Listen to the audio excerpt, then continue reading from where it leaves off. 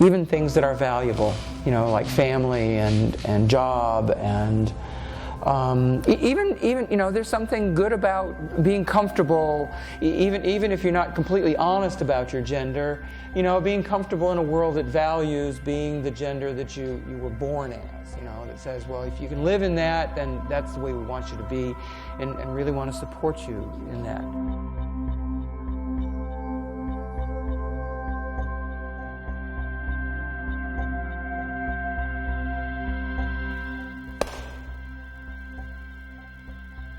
That's how, at least in my day, it started, at least for me and people my age.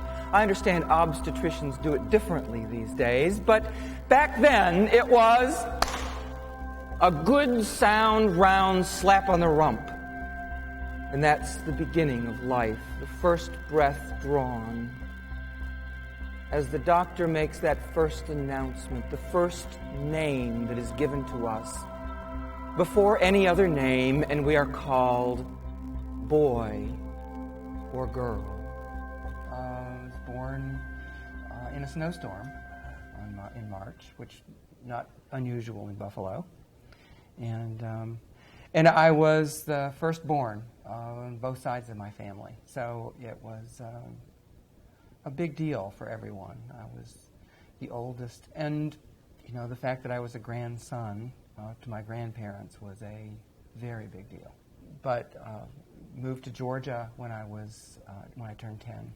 But there it is, and that name, boy or girl, that follows us. It haunts the rest of our life, or it gives joy to the rest of our life, depending on which way your journey will take you. I left high school with the idea that I was going to be an electrical engineer. Oh. So I went to Georgia Tech. Oh, you went to Georgia Tech? Yes. Okay. People sometimes find out that I went to Tech in 1965 and say, well, gosh, there weren't very many women at Georgia Tech in 1965. And I get to say, no, there weren't, and I wasn't one of them.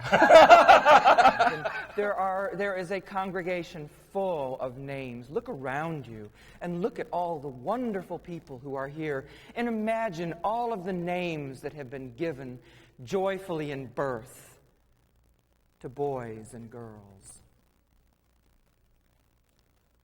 And then there are some of us for whom that name becomes something awkward and strange, something that we have to try to live up to, try to imagine ourselves as being, and we struggle and wrestle and try to express that as best we can, sometimes for years, sometimes for decades, and sometimes even for a lifetime. I did 2 years of an electrical engineering degree, and it was a pretty tough time for me for lots of personal reasons. I became very depressed. I had been struggling with a gender identity issue since I was 10. Since you were 10. And that, plus the pressures of the education and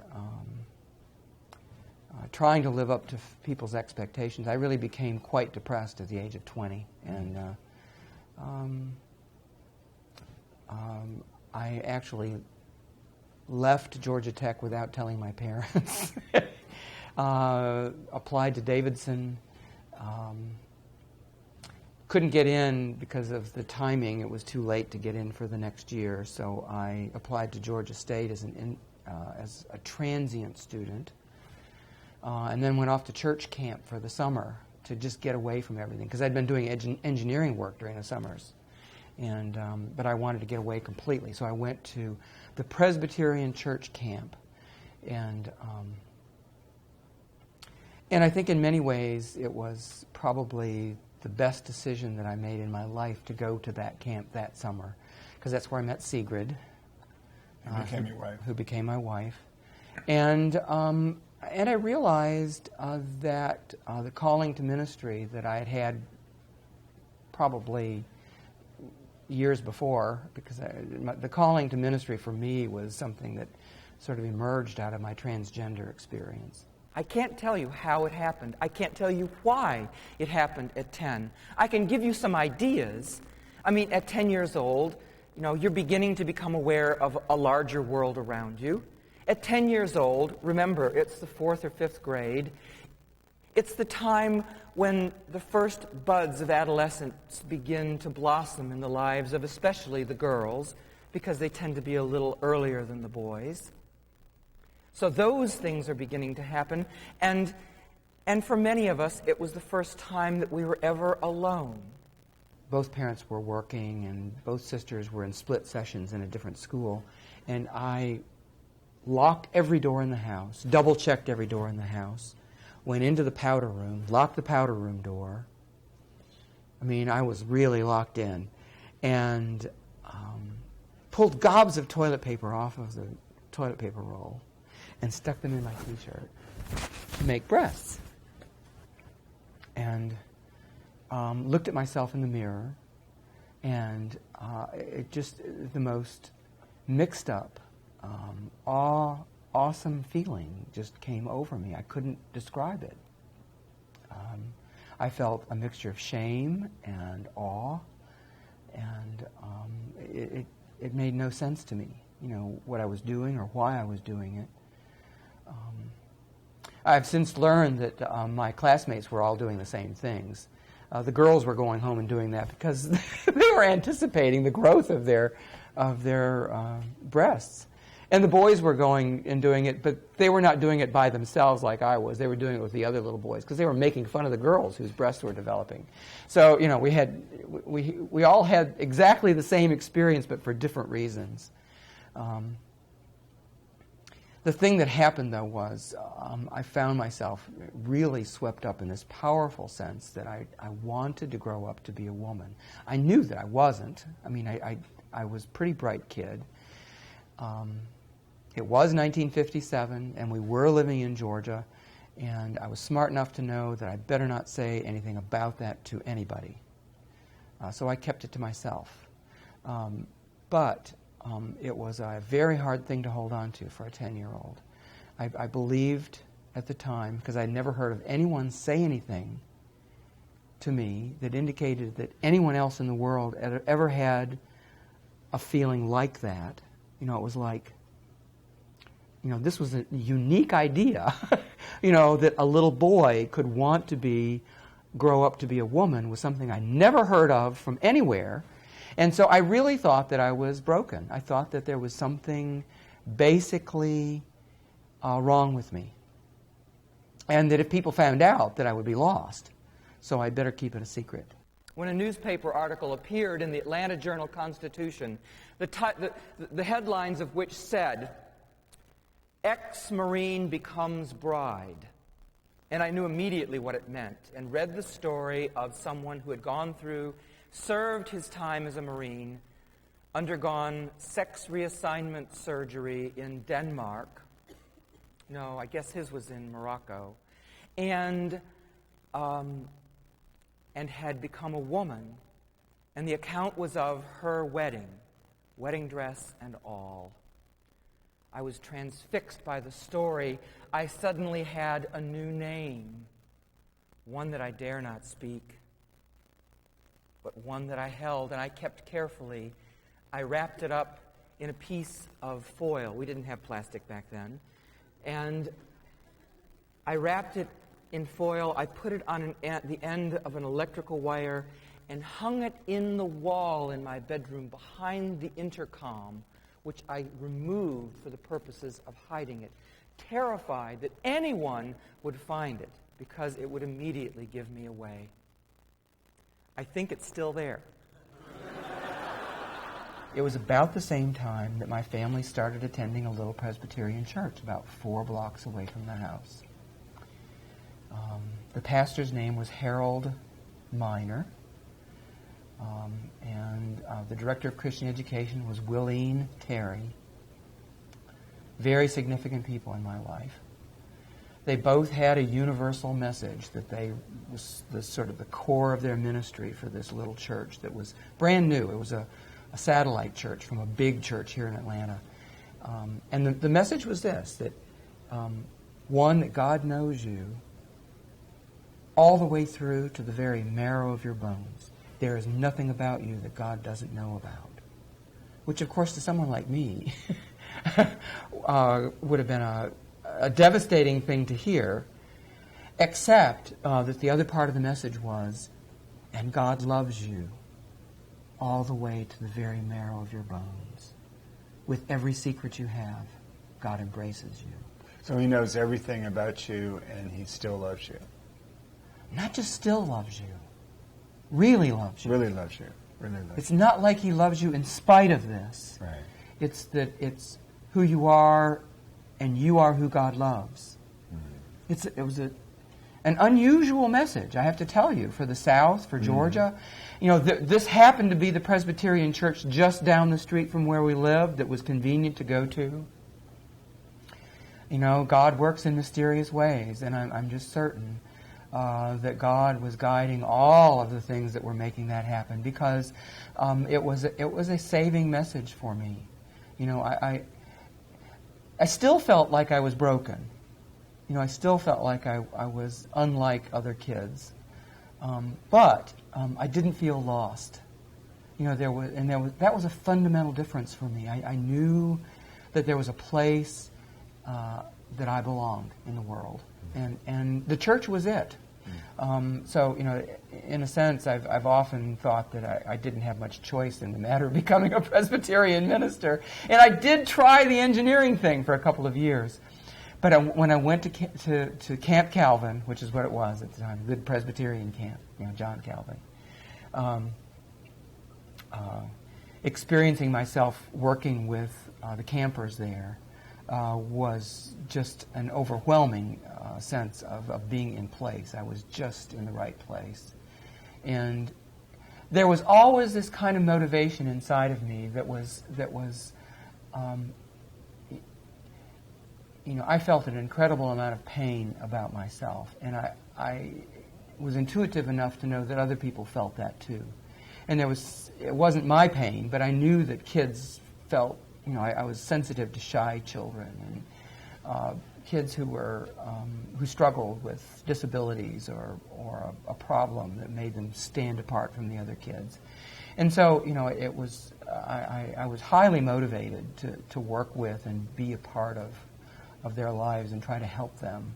And so, you know, being a helper became sort of ingrained in me.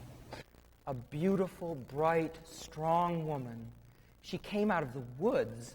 Can you imagine that? She really honestly came out of the woods at a church camp like an Indian princess, and there she was, and I fell head over heels, absolutely, unbelievably, and for all of my life, in love with her. I fell in love. And I had, one of the things that I sort of comforted myself with through adolescence was this idea that that probably all boys wanted to be girls. That, you know, that this was a universal boy thing, that they really wanted to be girls, and the secret was that it was a secret, you know, so that nobody talked about it at all. So it was something that was just there, but it was so taboo that nobody would ever say anything. So there was this thing. And then what happened is, when you fell in love with a girl, and of course this was in 1957, being gay was, I'd never even heard of being gay. You know, I knew transgender stuff long before gay stuff. So, you know, I never heard of being gay. So the idea of falling in love with a boy just didn't ever occur to me. But it did, you know, falling in love with a girl, what would happen was, when I fell in love, all these feelings of wanting to be a woman would become part of our connection with each other.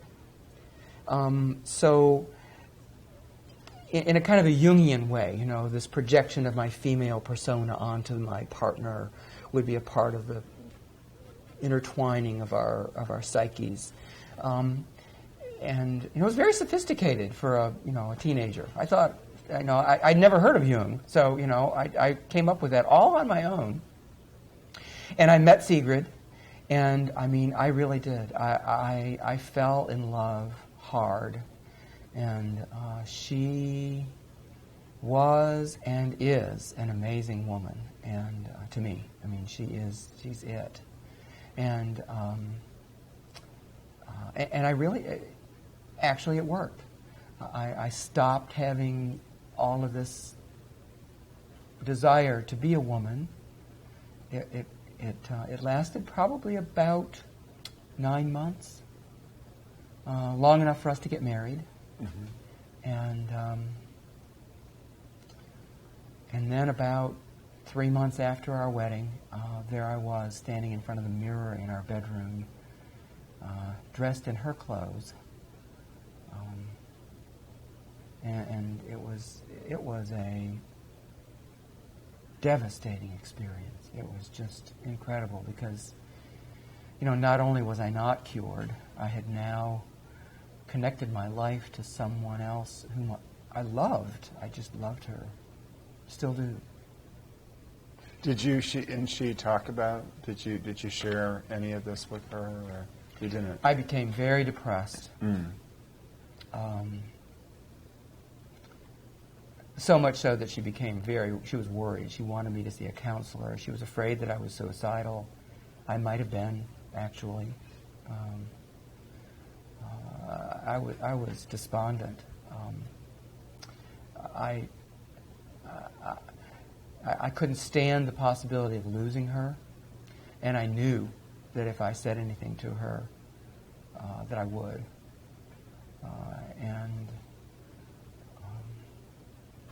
It was... But you went on to have 2 daughters together. Yeah. Oh, yeah. And you were married for 27 years. 27 years. So how did... And we celebrated our 40th anniversary in December of 2007. So this December we'll celebrate our 42nd wedding anniversary. 42nd wedding anniversary. Although we've been divorced for...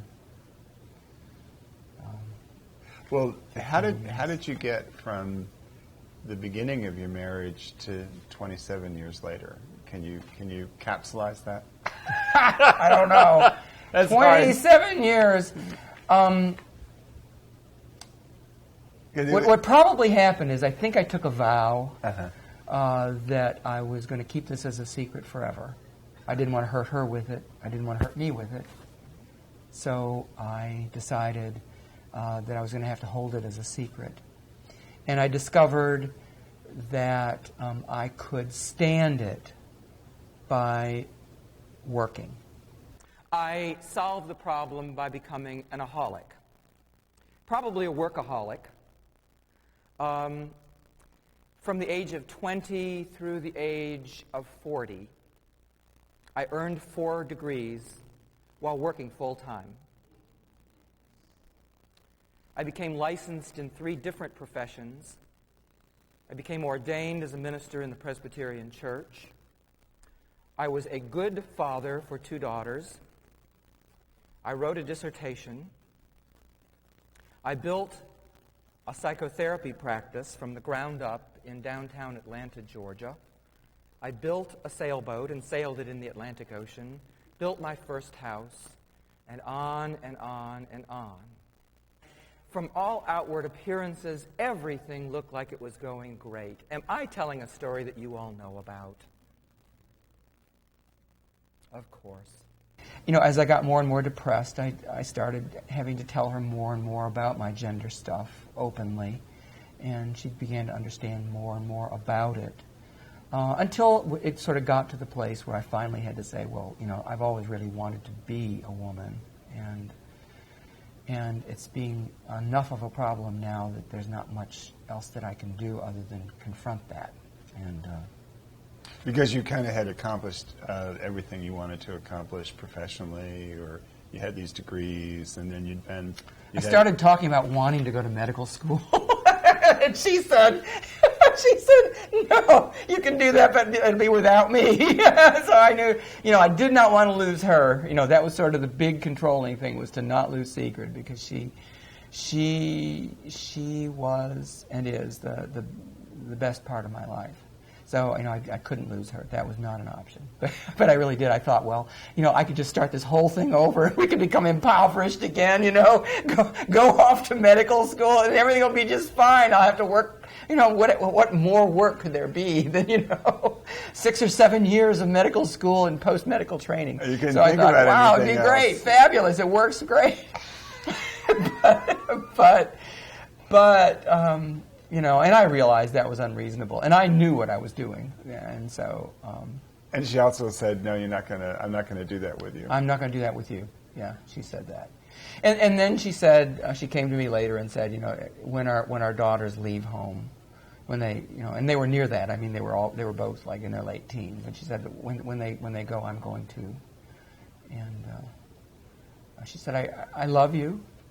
She said, I will always love you. That's never been an issue, but I can't handle your depression. And she said, your depression just is killing me, and I don't want to die.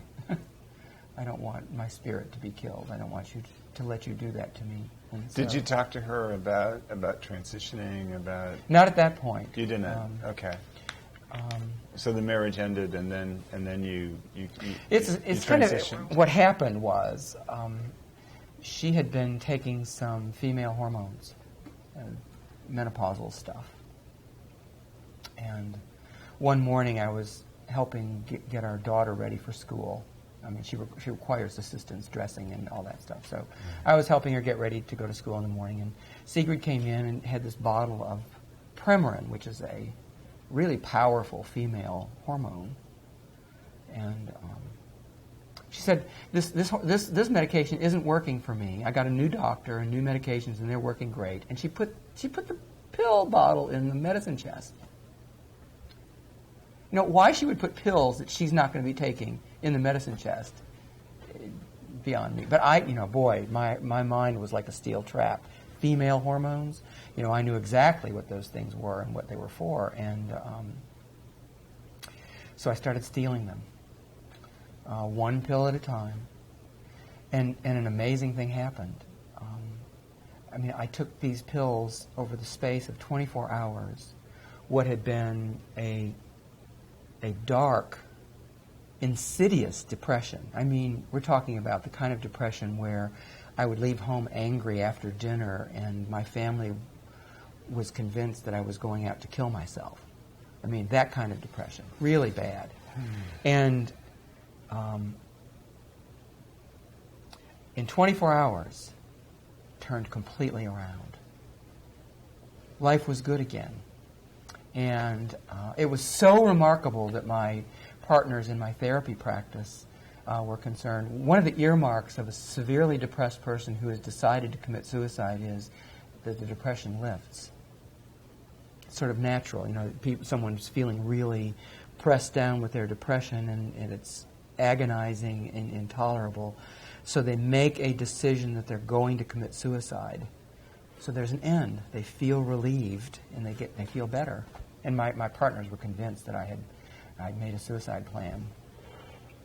And so I had to reassure them that I had not. But it was so remarkable. It was like between night and day. It was just unbelievable. And it was great, except that the pills were starting to disappear. I was taking them and they were going away. And I was afraid that Sigrid would see that I was stealing them. And I was even more afraid that I was going to run out. So I cooked up a plan to forge a prescription, which of course made all kinds of sense. In Georgia, it's a felony for a licensed professional, which I am, to do such.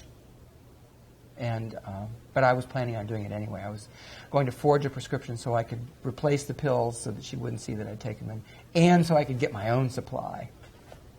And I woke up one morning and I realized, I've been living this life of mendacity for decades, and here I was planning on doing something that not only threatened my license and my career, I could possibly go to jail, and I could put my family in huge financial problem because they would lose all of their income with what I was bringing home.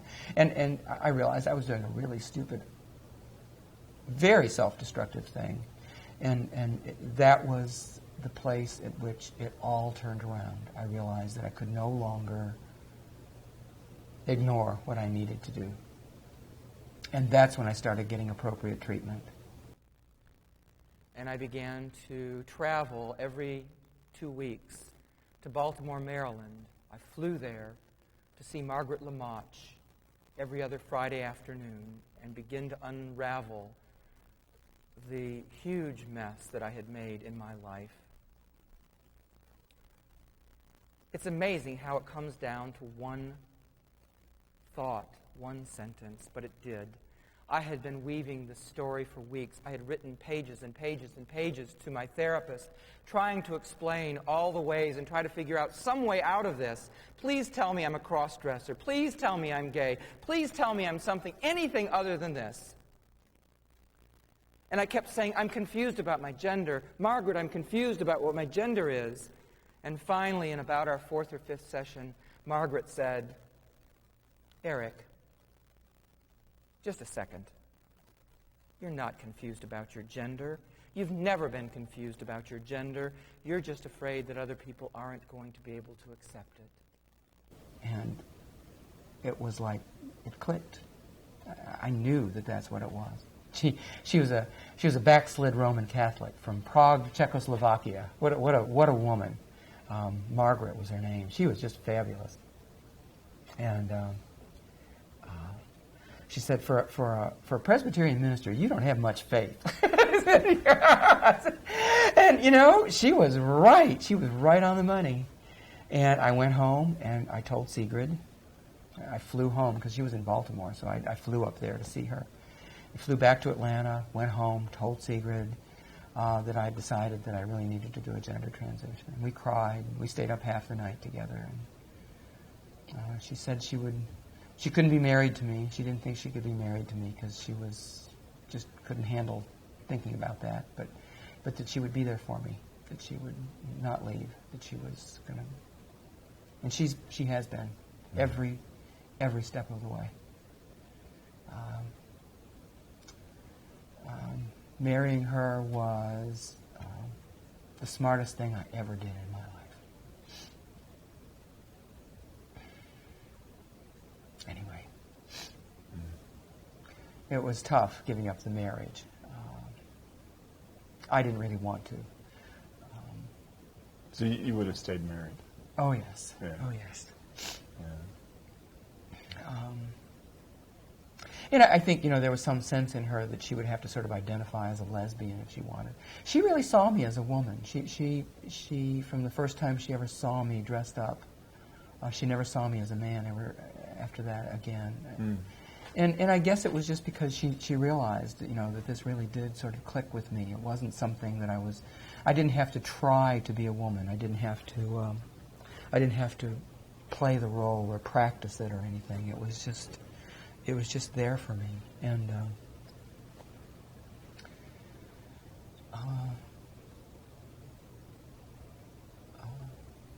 she couldn't handle being my sexual partner. Mm-hmm.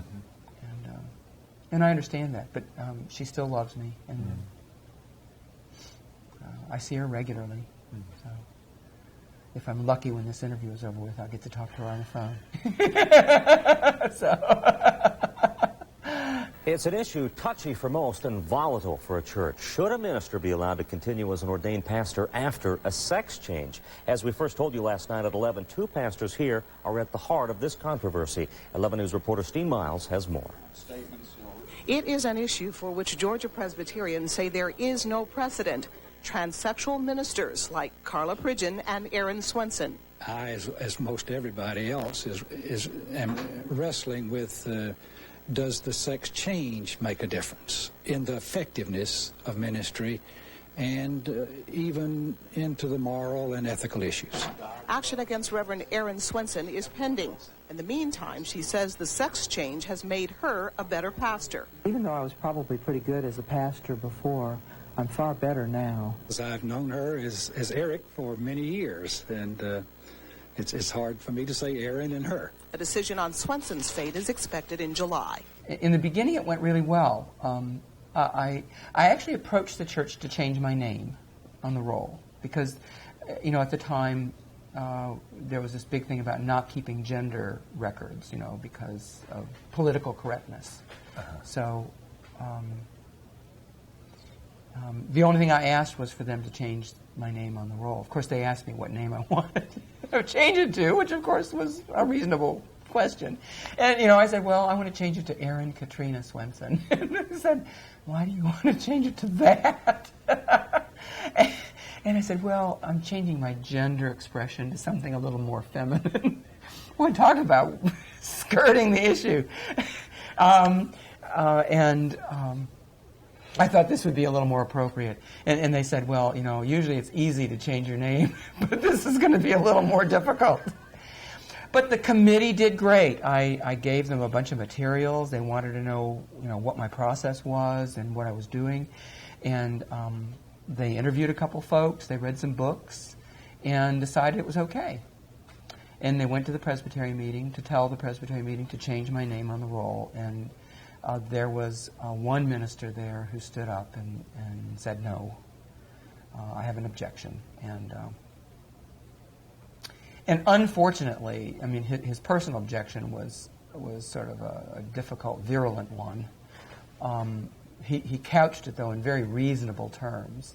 He said that as far as he'd been able to find out, that no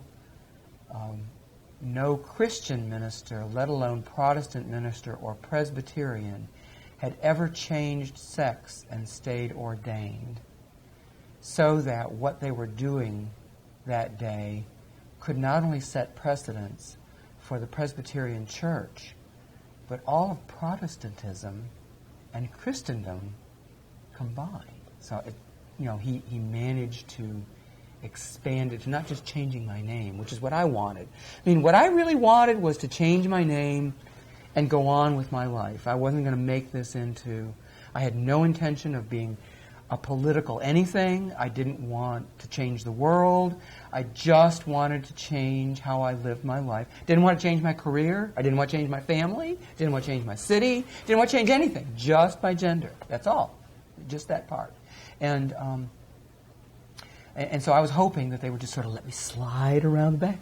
And it didn't work. And it got into the newspapers. And it became this huge, big thing. And it was... and of course, all of my hopes and dreams that it would be quiet were sort of dashed. And you became they wrote about you in Newsweek and well, yeah, the Presbytery fought over it for another year and a half after that. A very painful time for me. And then that culminated in a second meeting and another report from the committee. There's this committee on the ministry, which is sort of like the personnel committee for the Presbyterian Church. And they reported again, because I had done my work well. I learned to be an activist. I was thinking that it almost sounds like this made you an accidental activist, because when you get this resistance, this opposition, you just sort of hunker down. It's more than yes, because the issue begins to expand. It starts to grow, and it grows inside of you. It did inside of me. It was like this thing inside of me that I just couldn't. It wouldn't go out. It wouldn't go away, and I began to understand that there were other people who were struggling with the same thing. Shortly after the very first newspaper article came out, I was getting all kinds of communications from people, positive and negative. And there was a voicemail from an older woman on my voicemail, my professional voicemail. So I had to answer the call because it could be a client. But I was convinced that she was going to read me the riot act about what I was doing, changing sex, being immoral and all. And found out, to my delight, that this was she was in her 60s. I think she was 68. And she was one of the very first patients through the Johns Hopkins Gender Reassignment Clinic in the 1960s.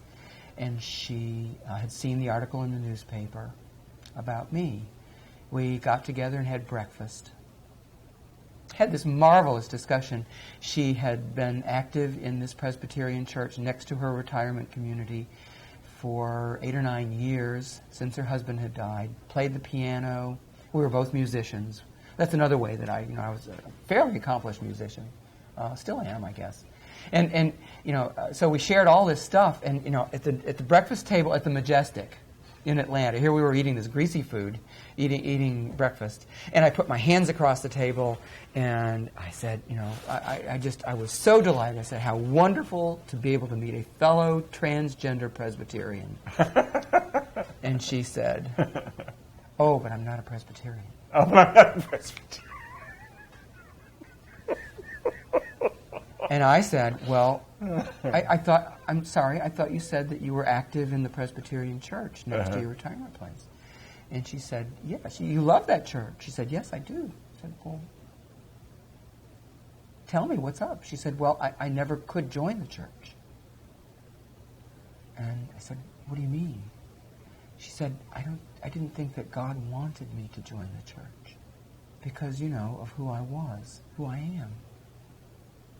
And she said, "That's why when I saw a newspaper article about a Presbyterian minister who was like me, I just had to call you up." And that was the moment that I became an activist. Even there's something good about being comfortable, even if you're not completely honest about your gender, being comfortable in a world that values being the gender that you were born as, that says, well, if you can live in that, then that's the way we want you to be, and really want to support you in that. But there's a kind of courage that I think emerges in people who, decide that they need to live more authentically, and really be willing to let go of those things. So I realized that, I didn't have the privilege of just casting it aside like it was a used piece of paper, because it's not. My ordination was something sacred and something given to me in a different way than to be something that I could just throw away. So you were still an ordained minister? I am indeed. Yeah. Member in good standing of the Presbytery of Greater Atlanta, Presbyterian Church, USA. Yeah. I done gone through too much hell to get where I am now, to turn around and go back. And I have found that, we live in the good old USA, but I'll tell you what, there's a bunch of idiot, ignorant, prejudiced, bigoted people out there. Really? Who don't know. Are you sure about that? Yeah, they don't know anything, and yet they want to stand there and mistreat you. And they don't even know what the heck you are. And yet they want to sit there and just defy you and abuse you and mistreat you. And I've been treated for major depression for the last 6 years. And I just got some great news the other day. Because of that, I cannot get health insurance. They rejected me. The company that I had group insurance with since 2000 rejected me on an individual policy because I have major depression. I realized that the work that I had to do wasn't just about making the world safe for my family, that there were untold numbers of people around me whose lives were really severely limited by the fact that they believed that by being transgender they were unacceptable to God, unacceptable to their communities, and maybe even at some level unacceptable to themselves. And I really knew about all of that stuff. And that really has sort of fashioned the central core of what's become my activism. Mm-hmm.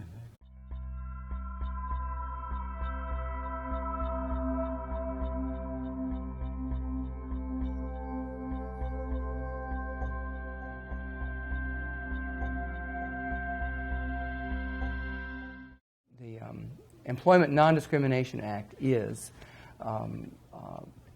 a fully inclusive act that will provide for employment protections not only for lesbian, gay, and bisexual people, but it also includes gender identity and expression, which includes transgender folks. And the religious curriculum has been put together to really address, especially in those congressional districts around the country that are kind of sitting on the edge of being able to be supportive. The congressman or the senator is in favor of employment non-discrimination, but isn't quite so sure about this transgender thing because they hear all kinds of really ugly things about transgender people.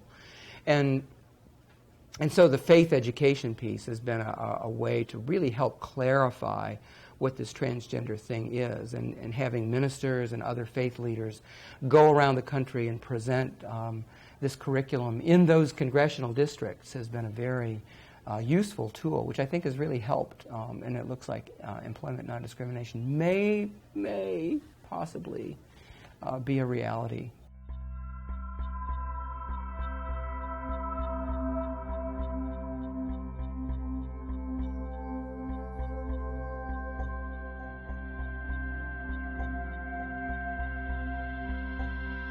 There are people of faith who believe that it is a matter of faith that our faith communities open their doors and fully include these people in our communities. I was part of the first one, and it was quite successful. Yeah. There's this wonderful picture on the HRC website of me with my finger up in the air in the U.S. Capitol behind me, and it looks so robust and so political. And what people don't know is I'm leading us in a rendition of "This Little Light of Mine," which is really what this is all about. This isn't about big, powerful, massive things. This is about just simply being a human being. It's simply about being me. And it's about having the basic respect to allow other people to be themselves in whatever way feels right for them to be. If anybody asks you who I am, who I am, who I am, people who were forgotten by their families, who weren't even claimed as children anymore, whose families were ashamed of them, people who were lost, whose pastors were even terrified of visiting them, people singing this song. If anybody asked you who I am, who I am, who I am, and one of them was transgendered and was afraid to claim that, afraid to know it and speak it out loud, most especially in church. But there I was with my brothers and sisters in Christ, singing. If anybody asks you who I am, who I am, who I am, if anybody asks you who I am, tell them I am a child of God.